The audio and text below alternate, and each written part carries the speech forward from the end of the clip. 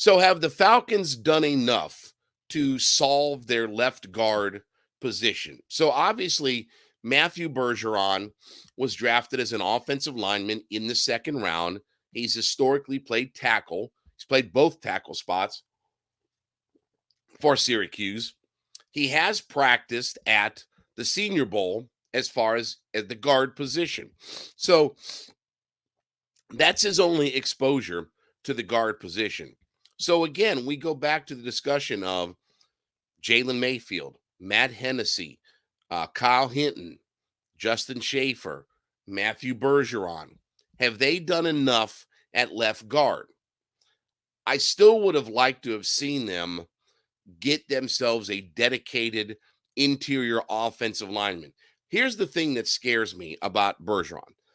And it's not a matter of I don't think that Bergeron is a good player or anything like that. Okay. Any of this nonsense that people are gonna throw out there.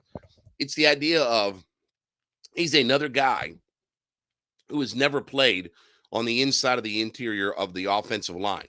Okay. He's been a tackle his whole career. Okay. You know who else was a tackle their whole career?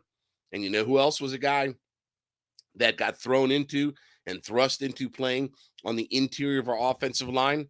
That was Jalen Mayfield. And how'd that work out? How'd that work out, Mrs. Lincoln, as far as the play goes? So I'm not comparing and saying that, oh, well, Matthew Bergeron is going to be the next Jalen Mayfield. No, but there is a transition. And obviously, unlike Mayfield, if it's not there, don't force it. And I don't think that they will, but it felt like Mayfield was forced on us, right?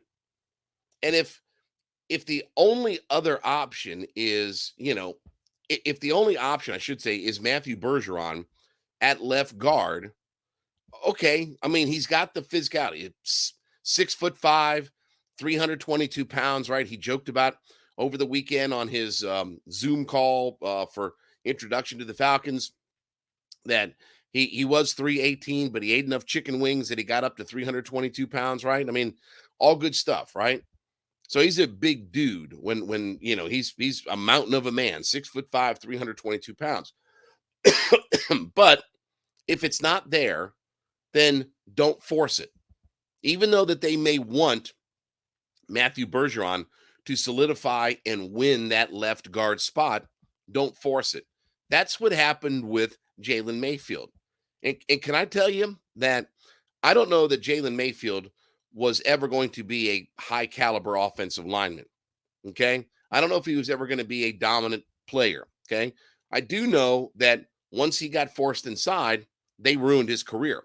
Now, look, maybe Jalen Mayfield can have the ultimate bounce back season.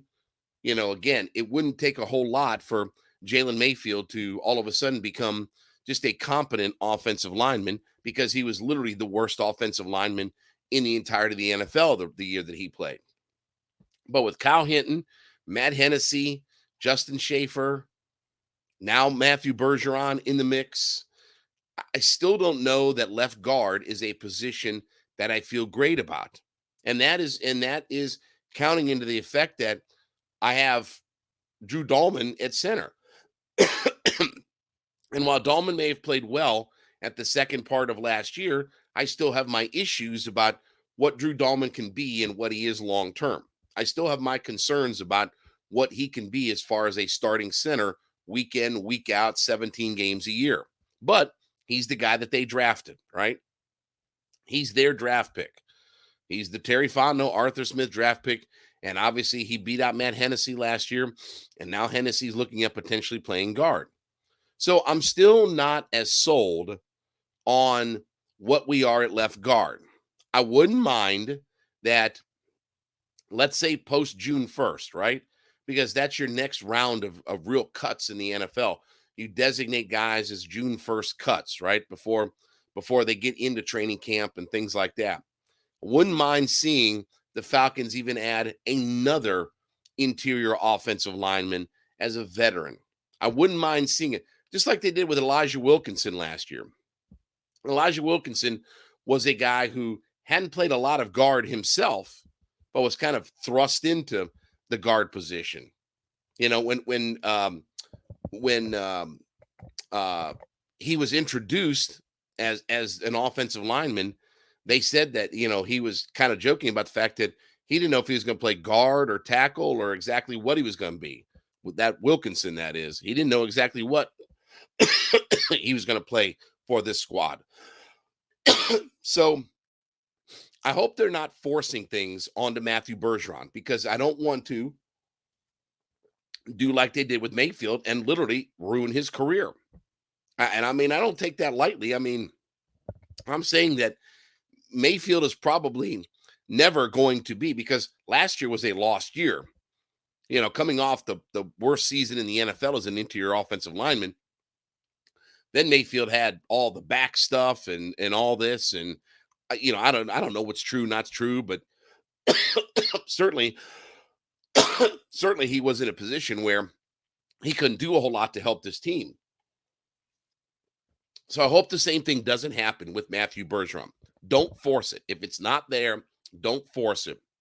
Just because you may want to get your rookie in, you've got high draft capital invested in him.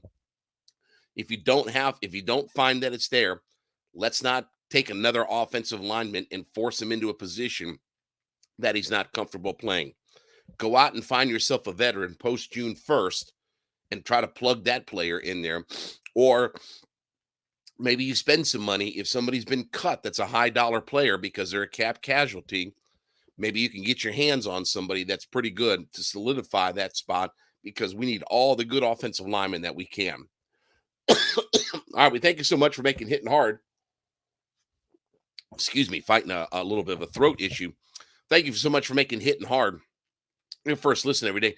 Make sure when you go in and listen to Hittin Hard that you leave us a comment, and in whatever platform that you're on, leave us a comment that tells us that you are an everyday listener to the show. So we thank you so much for being an everydayer, as we like to call them, listening in every day, 5 days a week. Let us know that you're one of those listeners to our programs. And obviously, we thank you for supporting our community and being a part of it and growing with us here, as we're just a little bit past the 1 year mark of our anniversary as far as doing these shows. So we thank you as much, for being a part of our growing community.